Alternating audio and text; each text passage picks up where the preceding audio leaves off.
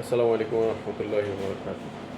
আলোকিত জ্ঞানী অনুষ্ঠানটা আমার কাছে, আমি আজকে প্রায় 5 বছর যাবত এই অনুষ্ঠানটা দেখতেছি। আলহামদুলিল্লাহ, এই অনুষ্ঠানটা আমার কাছে খুবই ভালো লাগে, কারণ এখান থেকে অনেক কোরআন হাদিসের অনেক বিশুদ্ধ বিষয়গুলো শেখা যায়, যেটা সাধারণত আমরা সাধারণ মানুষ অন্য বছরের অন্য সময় এগুলো প্র্যাকটিস করতে পারি না, যেটা রমজান মাসে এটা প্র্যাকটিস করা হয়।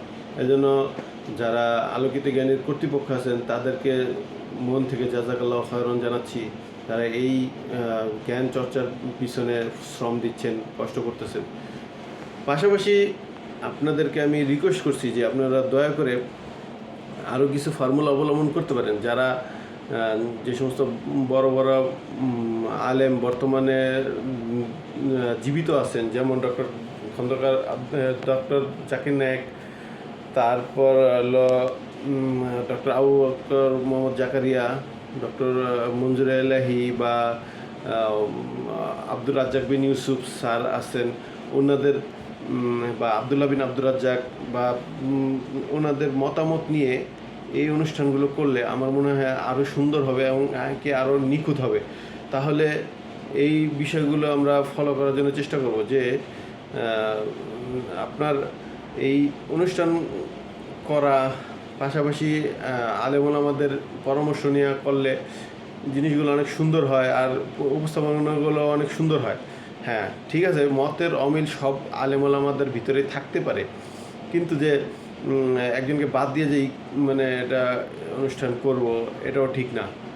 এর জন্য চেষ্টা করবেন যারা এই অথরাইজ আছেন তারা আপনারা চেষ্টা করবেন যাতে ভালো ভালো ভালো দিনের বড় দায়ী এলাল্লাহ বের হওয়ার জন্য এইটা একটা ভালো একটা প্ল্যাটফর্ম, যেটা অন্যান্য প্ল্যাটফর্মে আমি দেখিনি। হ্যাঁ, কোরআন তেলাওয়াত হয়, কিন্তু হাদিসের যে সমস্ত গভীর চর্চা হয় এই ধরনের অনুষ্ঠান আমি দুনিয়াতে এর আগে কখনো দেখিনি, যেটা এটা একটা ব্যতিক্রম হিসেবে একটা মানে মানুষের জন্য একটা অনুকরণীয় বিষয় হয়ে দাঁড়ায়।